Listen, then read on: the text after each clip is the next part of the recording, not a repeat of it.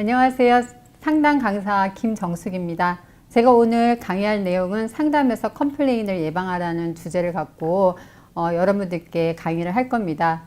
보통 진료실에 있다 보면 데스크에서 갑자기 큰 소리가 들려서 진료하던 스태프들도 그렇고 원장님들도 그렇고 놀라는 경우가 있거든요. 그러니까 데스크랑도 좀 거리가 멀지만 거기 소리가 다 들릴 정도로 환자분이 많이 화가 나신 것 같아요.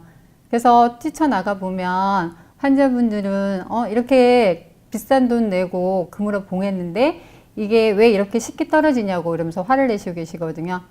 그러니까 저는 이제 다른 환자분들도 계시고 환자분이 너무 화가 많이 나셨기 때문에 환자분을 모시고 조용한 방으로 들어가게 됩니다. 그래서 환자분한테 이야기를 듣다 보면 사실은 금봉이라는 거는 저희가 씌우는 치료에 비해서 떨어질 수 있는 가능성이 훨씬 더 많은 치료거든요. 그렇지만 특히 범위가 넓었을 때는 더욱더 잘 떨어질 수가 있는데 그런 부분들을 환자한테 미리 고지를 안 했다는 생각이 들더라고요.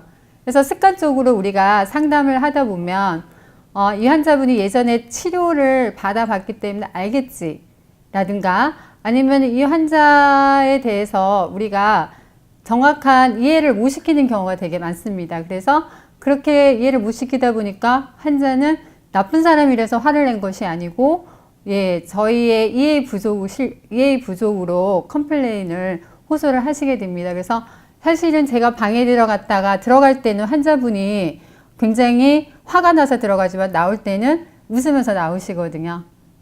제가 그 방에 들어가서 환자분과 어떤 특별한 거를 하고 오지는 않습니다. 그러나 그 환자분의 이야기를 들어주고요. 또 같이 공감해주고 그 쉽게 떨어진 거에 대해서 저희가 설명을 못했다는 거에 대한 사과를 드리고 또 거기에 대한 어떤 보상을 하거나 이렇게 해서 환자분들이 웃을 수 있게 하고 나오는 거거든요. 그래서 저희가 이런 컴플레인이 많이 생겼을 때 어떤 상황이 생기면 저희는 그냥 지나갈 것이 아니라 어떤 상황이 생겼을 때 어떤 지식이 필요했는지 또 아니면 이럴 때는 누가 도와줄 수 있는지 또 이럴 때는 어떤 멘트로 이 상황을 설명드릴 수 있을지 이런 것들을 기록을 하셔가지고 저희가 컴플레인 기록지를 만들어 보시는 것도 좋을 것 같습니다. 그래서 컴플레인 기록지가 이렇게 여러 개 쌓이다 보면 추후에는 그게 공유하고 이러다 보면 매뉴얼이 될 수가 있거든요. 그래서 오늘은 그 상담에서 일어날 수 있는 컴플레인에 대해서 같이 이번 시간 내내 이야기를 해보겠습니다. 우리는 지금까지 상담을 할 때는 진료의 키워드를 설명을 드렸고 진료를 왜 해야 되는지 또 치료해야 되는 목적에 대해서 설명을 드렸었습니다. 그래서 환자분의 동의를 높이게 했었는데 이제는 저는 조금 달라야 된다고 생각합니다.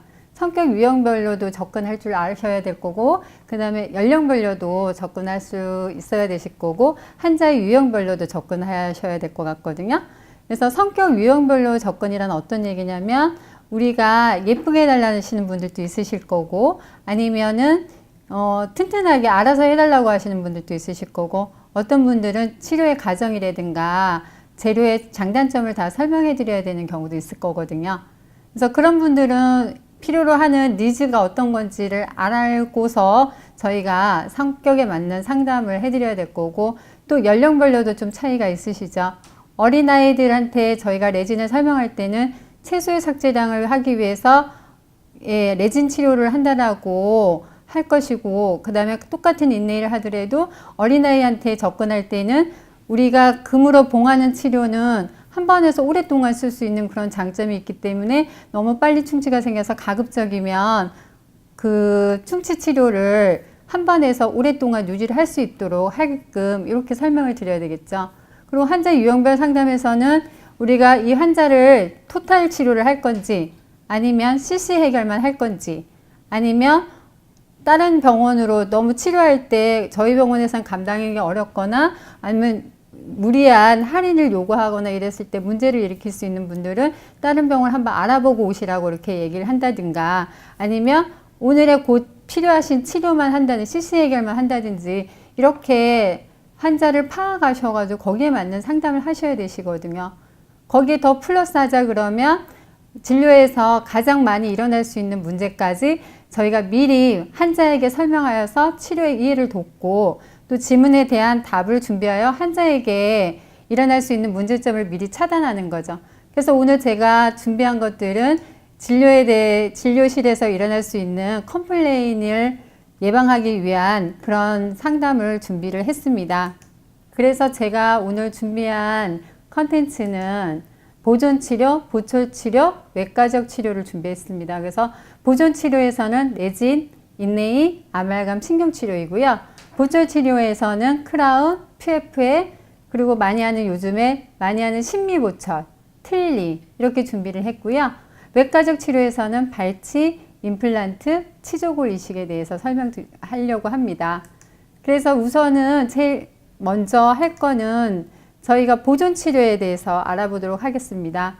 보존치료는 아까 보셔서 아시겠지만 레진도 있었고 그 다음에 인레이도 있었고 아말감도 있었고 신경치료도 있었는데 그 중에서 제일 먼저 저희가 할 거는 레진 치료에 대해서 알아보도록 하겠습니다.